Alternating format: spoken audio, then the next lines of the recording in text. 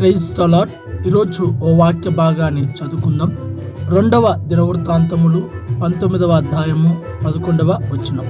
ధైర్యము వహించుడి, మేలు చేయుటకై యెహోవా మీతో కూడా ఉండును.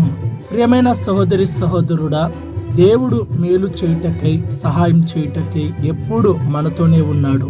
అయితే మనమే కొన్ని సందర్భాలలో మనకొచ్చిన కష్టాలను బట్టి, మనకొచ్చిన ఇబ్బందులను బట్టి, మనకొచ్చే సమస్యలను బట్టి, మనకు జరిగే అనర్థాలు నష్టాలను బట్టి దేవుడు మాతో లేడు అని అనుకుంటున్నాము. కానీ దేవుడు ఎప్పుడు నీతో నాతో ఉంటున్నాడు. ఆయన లేకపోతే మనకు మనుగడ లేదు, మనకు జీవితము లేదు. కాబట్టి ఎప్పుడు కూడా దేవుడు లేడు అనే మాట రానివ్వకుండా ధైర్యం కలిగి ఉండు.